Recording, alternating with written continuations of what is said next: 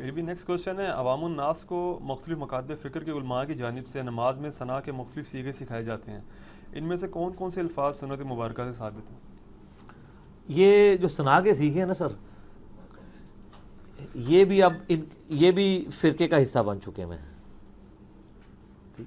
جیسے آپ نے دیکھا سبز پگڑی ایک خاص مکتب فکر کا علامت بن گئی، دوسرے نے کہا ہم نے باندھی نہیں ہے، سر ہم نے باندھ کے بتائی ہے، ٹھیک ہے، یہی بتانے کے لیے کہ ہمارا کوئی فرقہ نہیں ہے۔ اچھا، اسی طریقے سے شلوار کو ٹخنوں سے اوپر کرنا، اس کو خاص مکتب فکر نے اپنی نشانی بنا لیا۔ ننگے سر نماز پڑھنا ایک خاص مکتب فکر نے اپنی نشانی بنا لیا۔ پگڑی ایک خاص مکتب فکر نے نشانی بنا لی۔ اس طرح یہ نماز کے اندر بھی کئی چیزیں ہیں جو نشانیاں بنی ہوئی ہیں، اور ضد اور ہٹ درمی کی وجہ سے معاملات چل رہے ہیں۔ اگر آپ اہل حدیث کے پاس جائیں نا اور ان سے پوچھیں دعائے استفتاح کون سی ہے، دعائے استفتاح یعنی نماز کھولنے والی دعا جسے ثنا بھی کہتے ہیں،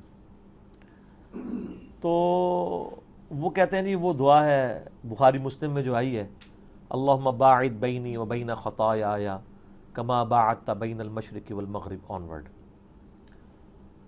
تو میں صرف اہل حدیث سے ایک معصومانہ سوال کرتا ہوں کہ اس پوری دعا میں اللہ کی ثنا کے درمیان ہوئی ہے، اس میں تو آپ اللہ سے دعائیں کر رہے ہیں، اللہ کی ثنا کا کوئی جملہ اس دعا کے اندر موجود نہیں۔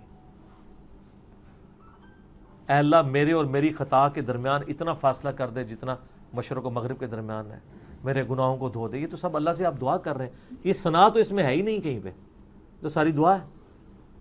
اچھا، ثنا ہم آپ کو بتاتے ہیں کیا ہے۔ صحیح مسلم میں حدیث موجود ہے کہ سیدنا عمر فاروق رضی اللہ تعالیٰ عنہ ثنا کے یہ کلمات پڑھا کرتے تھے، سبحانک اللہم و بحمدک و تبارک اسمک و تعالی جدک ولا الہ غیرک۔ اور ابو داؤد میں، ترمذی میں، ابن ماجہ میں موجود ہے کہ نبی صلی اللہ علیہ وآلہ وسلم ثنا میں یہی پڑھا کرتے تھے، سبحانک اللہم و بحمدک۔ یہ ساری ثنا ہے، آپ دیکھیں، سبحانک اللہم و بحمدک، میں یعنی تیری حمد یعنی بیان کرتا ہوں، و تبارک اسمک، تیرے نام جو ہے وہ برکتوں والا ہے، و تعالی جدک، اور تیری شان بہت بلند ہے، ولا الہ غیرک، تیرے سوا کوئی معبود نہیں۔ یہ ساری کی ساری ثنا ہے، اور کیا کمال ثنا ہے۔ سنن نسائی کے اندر ایک حدیث موجود ہے، ایک حدیث ہے نا بخاری مسلم میں، ایک بندہ آیا بڑی تیزی سے نماز پڑھی، کہا السلام علیکم، نبی علیہ السلام فرمایا وعلیکم السلام، دوبارہ جا نماز پڑھ، تو نے نماز پڑھی نہیں، دوبارہ پڑھی، پھر یہی عمل ریپیٹ ہوا، پھر کہا کہ تو نے پڑھی نہیں، چوتھی دفعہ اس نے کہا یا رسول اللہ مجھے نماز سکھا دے، وہ بڑی تیز نماز پڑھ رہا تھا۔ تو اس میں الفاظ ہیں کہ جب تم نماز کا ارادہ کرو اچھے طریقے سے وضو کرو، پھر قبلہ رخ کھڑے ہو، اللہ کی تکبیر بلند کر کے نماز شروع کرو، اور اس کے بعد جتنا قرآن مقدر ہو وہ پڑھو، پھر سکون سے رکوع کرو، رکوع کے بعد سیدھے کھڑے ہو جاؤ، سجدہ کرو، اور 2 سجدوں کے درمیان سکون سے بیٹھو، پھر دوسرا سجدہ کرو، اس کے بعد بھی بیٹھ جاؤ۔ یہ صحیح بخاری 6251 اس حدیث میں آتا ہے، جلسہ استراحت، اور پھر تم دوسری رکعت کے لیے کھڑے ہو۔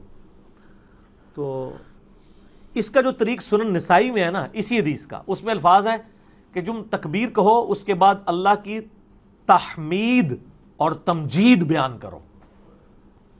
تو سر یہ تکبیر کہنے کے بعد اللہ کی تحمید اور تمجید بیان کرنے کا حکم دیا ہے نبی صلی اللہ علیہ وآلہ وسلم نے۔ تو یہ تحمید یعنی اللہ کی حمد اور تمجید، اس کی بلند شان کو ماننا، یہ الفاظ کہاں پہ ہیں؟ سبحانک اللہم و بحمدک تحمید، و تبارک اسمک و تعالی جدک تمجید۔ وہ دعا بھی ٹھیک ہے، وہ آپ پڑھیں ضرور، اس کو آپ ایک ایکسٹرا دعا کے طور پہ ضرور پڑھیں، لیکن جو بنیادی دعا ہے وہ سبحانک اللہم و بحمدک و تبارک اسمک و تعالی جدک ولا الہ غیرک ہے، جو بریلوی و دیوبندی پڑھتے ہیں۔ لیکن چونکہ آپ میری ان باتوں سے اہل حدیث ناراض ہو رہے ہوں گے، تو میں ان کی دل جوئی کے لیے بات کرتا ہوں کہ دعائے قنوت وہ صحیح ہے جو اہل حدیث پڑھتے ہیں۔ ساڑھے کو تو ہی کچھ ہے، کیوں؟ کیونکہ نام ہے وہابی، نام ہے بابی، میں ہوں مسلم علمی کتابی۔ کیوں؟ یہ جو دعائے قنوت اللہم انا نستعین کا پڑھ رہے ہیں نا، یہ حنفی حضرات، بریلوی دیوبندی، یہ دعائے قنوت تو ہے ہی نہیں ہے، تو قنوت نازلہ کی دعا ہے جو کافروں کے اوپر بددعا کی جاتی ہے۔ اور دوسرا، اس میں تو دعا کہیں ہے ہی نہیں ہے، اس میں تو سارے دعوے ہیں، اللہم انا نستعین کا، اے اللہ میں تجھ سے مدد مانگتا ہوں، ٹھیک ہے، وَنَسْتَغْفِرُکَ، تیری طرف رجوع لاتا ہوں، ٹھیک ہے، تجھ پہ توکل کرتا ہوں. اس میں تو بڑے بڑے دعوے ہیں، یا اللہ یہ میں کروں گا. دعا تو وہ ہے جو جامعہ ترمذی میں ہے. مولا علی کے بیٹے حسن ابن علی کہتے ہیں کہ مجھے نبی علیہ السلام نے عشاء کے وطروں میں پڑھنے کے لیے دعائے قنوت تعلیم فرمائی. اللہم اہدنی فی من ہدیت وعافنی فی من عافیت وتولنی فی من تولیت وبارک لی فی ما اعطیت وقنی شر ما قضیت فانک تقضی ولا یقضى علیک انہ لا یذل من والیت ولا یعز من عادیت تبارکت ربنا وتعالیت. کچھ الفاظ اس میں سنن کبریٰ البیہقی کے ہیں، باقی ترمذی کے ہیں، اور اس کے بعد روشی بھی پڑھنا ہوگا. تو یہ دعا ہے دعائے قنوت، اور یہ واقعی دعا ہے. اللہم اہدنی فی من ہدیت، اے اللہ اپنی طرف سے ہدایت میں سے مجھے ہدایت عطا فرما. وعافنی فی من عافیت، اور عافیت عطا فرما اپنی عافیت میں سے. یہ ساری دعائیہ کلمات ہیں، یہ دعائے قنوت ہے. تو دعائے قنوت اہل حدیث کی جو ہے وہ ٹھیک ہے، اور ثنا جو ہے وہ بریلوی دیوبندیوں کی بہتر ہے. ٹھیک میں اس لیے نہیں کہہ رہا کہ دوسری دعا ثابت ہے استفتاح کے طور پہ بھی، لیکن جو بریلوی دیوبندی دعائے قنوت پڑھ رہے ہیں نا، وہ تو ثابت ہی نہیں وطروں کے لیے، وہ قنوت نازلہ کے لیے. البتہ اگر قنوت نازلہ وطروں میں پڑھی جائے، جیسا کہ صحیح ابن حبان میں، صحیح ابن خزیمہ میں آتا ہے، صحابہ کرام وطروں میں بھی بعض اوقات قنوت نازلہ کرتے تھے، تو اس وقت پھر وہ والی دعا بھی ٹھیک ہوگی. تو یعنی میں آپ کو وہ دونوں طرف والی بات بتا رہا ہوں. تو ثنا جو ہے سبحانک اللہم بحمدک وتبارک اسمک وتعالی جدک ولا الہ غیرک، اس کا حکم دیا ہے. اسی طریقے سے آپ دیکھ لیں صحیح مسلم میں حدیث ہے کہ نبی علیہ السلام رکوع میں سبحان ربی العظیم پڑھا کرتے تھے، اور سجدوں میں سبحان ربی الاعلی کم از کم 3 دفعہ. اور جامعہ ترمذی میں حدیث موجود ہے کہ نبی علیہ السلام حکم دیتے تھے کہ رکوع میں سبحان ربی العظیم اور سبحان ربی الاعلی پڑھو سجدے میں. تو یہ تسبیحات حکمیہ ہیں، باقی ساری تسبیحات اضافی ہیں. سبوح قدوس رب الملائکۃ والروح حکمیہ نہیں ہے، پڑھیں، سنت ہے. مسلم میں حدیث ہے نبی علیہ السلام رکوع میں پڑھتے تھے. بخاری مسلم میں حدیث ہے کہ جب نبی علیہ السلام کی وفات کا وقت قریب آیا اور یہ سورت نازل ہوئی اذا جاء نصر اللہ والفتح، اس میں آخر میں حکم کیا ہے کہ اللہ سے مغفرت مانگ. وَرَأَيْتَ النَّاسَ يَدْخُلُونَ فِي دِينِ اللَّهِ أَفْوَاجًا فَسَبِّحْ بِحَمْدِ رَبِّكَ وَاسْتَغْفِرْ، اپنے رب کی حمد کرو اور استغفار کرو. تو اما عائشہ کہتی ہیں، بخاری مسلم کے الفاظ ہیں، جب یہ نازل ہوئی تو آپ ہر رکوع اور سجدے میں ساتھ یہ بھی پڑھتے تھے سبحانک اللہم ربنا وبحمدک اللہم اغفر لی، کیونکہ حکم کیا تھا؟ اللہ کی حمد اور استغفار کرو. تو رسول اللہ صلی اللہ علیہ وسلم نے اپنی وفات سے پہلے رکوع اور سجدے میں یہ دعا ایڈ کر لی تھی. لیکن یہ ایڈیشنل دعا ہے، اوریجنل دعا وہی ہے سبحان ربی العظیم اور سبحان ربی الاعلی. دیکھیں کتنے مدنی پھول میں نے آپ کو دے دیے فی البدی، اور مسائل کلیئر کر رہا ہوں. اس کے لیے فرقوں سے نکلنا ضروری ہے. آپ کو بالکل پتہ چل جائے گا کون سا فرقہ کس جگہ پہ صحیح کھڑا ہے اور کس جگہ پہ. بلکہ ہم تو جو خود صحیح کھڑے ہیں ان کو بھی نہیں پتا کہ ہم یہاں پہ صحیح کھڑے ہیں، تو ان کو بھی بتاتے ہیں کہ سر یہاں صحیح کھڑے ہیں. آپ غلط تو ساری بتا دیتے ہیں، صحیح والوں کو تھوڑا بتاتے ہیں. لوگ کسی کو بتاتے ہیں کہ یار اس مسئلے میں آپ ٹھیک ہیں. آج تک آپ نے کسی اہل حدیث کا کوئی بیان سنا ہے کہ جی ماشاءاللہ بریلوی اس مسئلے میں بالکل ٹھیک ہے؟ یہ کوئی بریلوی کہے کہ جی اہل حدیث سے لاکھ اختلاف لیکن اس مسئلے میں اہل حدیث بالکل ٹھیک ہے. تو سر یہ حوصلہ اسی میں ہوگا جس نے زندگی میں ایک دفعہ جھوم کے کہا ہوگا کیا نام ہے وابی، نام ہے بابی، میں ہوں مسلم علمی کتابی. اچھا یہ بعض لوگ کہتے ہیں یہ وہاب اللہ کا نام ہے تو آپ یہ بگاڑتے ہیں. ہم یہ اللہ کے نام کی وجہ سے نہیں ہے، یہ محمد بن عبد الوہاب صاحب کی وجہ سے وہ وہابی کہتے ہیں ان کو، ٹھیک ہے. اور دوسرا اللہ کا نام وہاب نہیں ہے، وہاب ہے، تو یہ پھر وہابی بنے گا. تو یہ تو وہابی بھی وہابی اپنے آپ کو نہیں کہتے، وہ وہابی کہتے ہیں. تو یہ وہاب والا بھی نہیں ہے، یہ اس کے لیے ہا کے اوپر تشدید ہے. علمی مسئلہ بھی بتا دیا نا اگر کسی کو یہ برا لگے. تو یہ دو ثنا اللہم باعد بینی والی تو ہے ہی ہے. اصل جو ہے سبحانک اللہم بحمدک، اور اس کے علاوہ ایک اور ثنا ہے وہ سر ضرور پڑھیں. اور بھی بے شمار ہیں لیکن وہ آپ کو یاد کرنی مشکل ہو جائیں گی. جو آسان ہے وہ میں آپ کو بتا رہا ہوں، جو بچپن سے ہمیں سکھائی گئی ہے. تیسری ثنا آپ وہ یاد کریں، صحیح مسلم میں حدیث ہے کہ عبداللہ بن عمر کہتے ہیں کہ نبی علیہ السلام کے پیچھے ایک شخص نے نماز میں پڑھا اللہ اکبر کبیرا والحمد للہ کثیرا وسبحان اللہ بکرۃ واصیلا. تو نبی علیہ السلام نماز سے فارغ ہوئے، آپ نے پوچھا میرے پیچھے کس نے یہ پڑھا ہے؟ تو صحابی نے عرض کیا میں نے. تو آپ فرمایا میں نے دیکھا کہ آسمان کے دروازے تیرے لیے کھول دیے گئے. عبداللہ بن عمر کے الفاظ ہیں صحیح مسلم میں کہ جب سے میں نے رسول اللہ سے یہ سنا اس وقت سے میں نے ثنا یہ چھوڑی نہیں ہے۔ تو عبداللہ بن عمر سورہ فاتحہ سے پہلے ثنا میں یہ بھی پڑھا کرتے تھے، اللہ اکبر کبیرا والحمد للہ کثیرا وسبحان اللہ بکرۃ واصیلا۔ اور اگر آپ کنٹینیوس پڑھیں گے تو اللہ اکبر کبیرا والحمد للہ کثیرا وسبحان اللہ بکرۃ واصیلا۔ اور سر اس کو بھی آپ اگر غور سے دیکھیں، اس میں بھی اللہ کی تحمید، تمجید اور تکبیر تینوں موجود ہیں۔ اللہ اکبر کبیرا تکبیر، والحمد للہ کثیرا تحمید، وسبحان اللہ بکرۃ واصیلا یہ اللہ کی تسبیح۔ اور ایک اور ٹرم بھی ہوتی ہے تحلیل۔ تحلیل کہتے ہیں لا الہ الا اللہ کو، وہ جو 4 کلمات صحیح مسلم میں آتا ہے نا کہ جتنی بھی چیزوں پہ سورج طلوع ہوتا ہے ان سب سے بڑھ کر مجھے، یعنی دنیا اور جو کچھ اس کے اندر ہے، اس سے بڑھ کر مجھے محبوب 4 کلمات ہیں، سبحان اللہ والحمد للہ ولا الہ الا اللہ واللہ اکبر۔ اور یہی کلمات ہم صلاۃ و تسبیح میں بھی پڑھتے ہیں، یہ اللہ کے محبوب ترین کلمات ہیں۔ صلاۃ و تسبیح والا میرا لیکچر دیکھے تو اس میں میں نے بتایا، بلکہ آپ کو چلے ایک مدنی تحفہ دے دیتے ہیں۔ سیدہ ام ہانی تھی، آپ کو پتہ ہے، نبی صلی اللہ علیہ وآلہ وسلم کی کزن بھی تھی، لیکن سمجھ لیں ماں کی جگہ تھی، بوڑھی تھی، سیدنا علی کی بڑی بہن۔ تو نبی علیہ السلام کے پاس کبھی جایا کرتے تھے ملنے کے لیے، بڑی بہن بھی تھی اور ایک ماں کی جگہ بھی۔ ایک دن نبی صلی اللہ علیہ وآلہ وسلم ان کے گھر گئے تو انہوں نے کہا، اے اللہ کے رسول صلی اللہ علیہ وآلہ وسلم، میں بہت بوڑھی ہو چکی ہوں۔ یہ حدیث آپ کو صحیح سند کے ساتھ سنن نسائی الکبریٰ کے اندر مل جائے گی۔ ہم نے اس حدیث کو اپنے بلو کارڈ کے اوپر بھی نا باقاعدہ اس کا حوالہ دیا ہے، صبح و شام کے اذکار والے میں، سنن نسائی الکبریٰ میں 10,680 ہے، 10680۔ ترمذی میں بھی ایک اس کی سند ہے، وہ ضعیف ہے۔ سنن نسائی الکبریٰ والی روایت جو ہے وہ بالکل صحیح ہے۔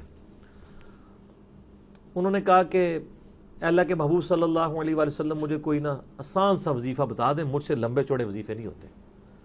تو سر ہمارے لیے بھی ذرا کان کھڑے ہونے چاہیے ہمارے بھی، کہ آسان سا وظیفہ جس سے میں بہت زیادہ ثواب سمیٹ لوں۔ تو آپ صلی اللہ علیہ وآلہ وسلم نے زبردست وظیفہ دیا اور میں نے بلو کارڈ میں اس کو ڈالا۔ آپ صلی اللہ علیہ وآلہ وسلم نے فرمایا، روزانہ 100 دفعہ سبحان اللہ پڑھ لیا کرو، تمہیں اللہ کی راہ میں 100 غلام آزاد کرنے کا ثواب مل جائے گا۔ اللہ اکبر کبیرہ، 100 غلام۔ سر ایک روزہ اگر آپ توڑ دیں ازدواجی تعلق سے تو بخاری مسلم میں آتا ہے 1 غلام آزاد کریں، یا 60 روزے رکھیں، یا 60 مسکینوں کو کھانا کھلائیں، یعنی اگر آپ وہ روزہ نہیں رکھ سکتے تو 60 روزوں اور 60 مسکینوں کو کھانا کھلانے کے برابر 1 غلام آزاد کرنا ہے، تو 100 غلام آزاد کرنے کا ثواب کدھر تک بات جاتی ہے سر؟ اچھا، پھر کہا کہ 100 دفعہ پڑھ لیا کرو الحمدللہ، تمہیں 100 گھوڑے اللہ کی راہ میں جہاد کے لیے روانہ کرنے کا ثواب مل جائے گا، 100 گھوڑے۔ اور 100 دفعہ پڑھ لیا کرو اللہ اکبر، تمہیں 100 اونٹ اللہ کی راہ میں نحر کرنے کا ثواب مل جائے گا، 100 اونٹ نحر کرنے کا۔ اور پھر کہا کہ 100 دفعہ پڑھو لا الہ الا اللہ، یہ اتنا ثواب ہوگا کہ زمین و آسمان کے سارے گیپ کو فل کر دے گا، زمین سے آسمان تک ثواب ہی ثواب۔ سر لا الہ الا اللہ کا مقابلہ کون کر سکتا ہے؟ وہ حدیث بطاقہ یاد آ گئی مجھے جامعہ ترمذی کی۔ بطاقہ کہتے ہیں کاغذ کے ایک پرزے کو۔ نبی علیہ السلام فرماتے ہیں ایک شخص کو قیامت الدین لایا جائے گا، جامعہ ترمذی میں حدیث ہے، مشکات میں آپ کو میدان محشر والے چیپٹر میں 30 جلد میں مل جائے گی۔ اس کے 99 دفاتر، 99 سے مراد ہے بہت زیادہ، ایگزیکٹ 99 نہیں، مراد کثرت، گناہوں کے کھولے جائیں گے نامہ اعمال میں، گناہوں کے 99 دفتر، اور دوسری طرف اس کے پلے صرف کلمہ ہوگا، ایک پرچی کے اوپر لا الہ الا اللہ لکھا ہوا۔ تو اللہ تعالیٰ فرمائے گا اس کے نامہ اعمال کو تولو، تو لوگوں میں چیویں گوئیں شروع ہو جائیں گی کہ اتنے گناہوں کے مقابلے پہ یہ ایک پرچی کیا کرے گی۔ تو جیسے ہی وہ نامہ اعمال میں پرچی رکھی جائے گی وہ پڑھنا بھاری ہو جائے گا، کیونکہ اللہ کے نام سے کوئی چیز بھاری نہیں ہو سکتی، تو اسے بخش دیا جائے گا۔ یہ پرزے والی حدیث ہے جس پہ سارے مسلمان امید لگا کے بیٹھے ہوئے ہیں، لیکن سر وہ ایک بندے کا ہی ذکر ہے، ٹھیک ہے، وہ اللہ کی مرضی کس کا کلمہ اللہ قبول کر لے، ٹھیک ہے، اور اس کے کلمے کا اخلاص ایسا ہو کہ قبول ہو جائے۔ یہ رول نہیں ہوتا، جیسا کہ بخاری مسلم حدیث ہے، ایک بڑی گنہگار عورت تھی، بدکار، بلکہ وہ بدکار عورت تھی۔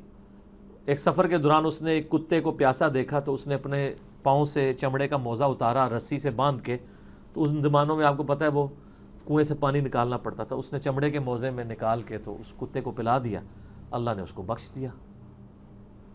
تو وہ اللہ کی مرضی ہے، اس سے یہ رول نہیں ہوگا کہ جو بھی یہ کرے گا تو وہ بخشا جائے گا، یہ اللہ کی رحمت کی طرف امید دلائی گئی ہے، کیونکہ سائملٹینیس کنٹراسٹ بخاری و مسلم میں موجود ہے۔ نبی علیہ السلام نے فرمایا ایک عورت بڑی نیک تھی، بڑی نیکوکار تھی، اس نے ایک بلی کو قید کیا کہ وہ بھوکی پیاسی مر گئی، وہ دوزخ میں جل رہی ہے اسے ایک بلی کی وجہ سے۔ اللہ تعالیٰ اگر چھوٹی سی بات پہ بخش سکتا ہے نا تو چھوٹی سی بات سے پکڑ بھی سکتا ہے۔ تو یہ اولو العلم قائما بالقسط رہا کریں، ایک طرف نہ جھک جایا کریں، اللہ سے یعنی اچھا گمان ضرور رکھیں۔ تو وہ میں کہہ رہا ہوں کہ وہ یہ چار فضیلت والے یہ جو ام ہانی کو نبی علیہ السلام نے سکھائے، سر اس سے بہتر کوئی وظیفہ ہی نہیں ہے۔ اور آٹومیٹکلی اگر آپ تسبیحات فاطمہ ہر نماز کے بعد پڑھیں نا تو 100 سے اوپر یہ ویسے ہی ہو جاتے ہیں، لادہ بھی تسبیح کھینچنے کی ضرورت نہیں ہے، لادہ بھی تسبیحات کرنی ہے تو آپ اکٹھی بھی پڑھ سکتے ہیں، یعنی میں عموماً کٹھی پڑھ لیتا ہوں سبحان اللہ والحمد للہ ولا الہ الا اللہ واللہ اکبر، کیونکہ لادہ سے اس کا بھی فضیلت ہے نا۔ تو یہ چاروں کلمات اگر آپ پڑھ کے اس کی ایک تسبیح نکال لیں تو چاروں 100 دفعہ ہو جائیں گے، وہ اس میں کور ہو جائیں گے، کیونکہ صحیح بخاری میں الفاظ ہیں اور مسلم میں کہ یہ جو چار کلمات ہیں اللہ کو سب سے بڑھ کر محبوب ہیں، اور اس میں اللہ کی طرف سے یہ بھی قدغن نہیں کہ ان کو تم آگے پیچھے کر لو، نبی علیہ السلام کے فرمان ہے، آپ نے اوپن اجازت دی ہے، کوئی ملا کے پڑھ لے، الگ سے پڑھ لے، کسی بھی طریقے سے یہ کلمات 100 دفعہ پورے۔ یہ کوئی مشکل وظیفہ ہے یار، سبحان اللہ والحمد للہ ولا الہ الا اللہ واللہ اکبر۔ اور آپ کو بتاؤں تبلیغی جماعت جو ہے نا وہ چل رہی انہی وظیفوں کے اوپر ہے۔ سر دیکھیں نا وہ کس طرح ان کا کام، یعنی ہمیں علمی اختلاف اپنی جگہ، لیکن کچھ روحانی معاملات ان کے ایسے ہیں۔ تبلیغی جماعت میں ہر جو رکن ہے نا اس کو 3 تسبیحات روز کی بتائی جاتی ہیں۔ نمبر 1، 100 دفعہ آپ نے یہ تیسرا کلمہ پڑھنا ہے، سبحان اللہ والحمد للہ ولا الہ الا اللہ واللہ اکبر، اور 100 دفعہ درود شریف اور 100 دفعہ استغفار۔ تو یہ سارے وظائف ہیں، تو یہ بڑے مضبوط وظیفے ہیں، ٹھیک ہو گیا جی۔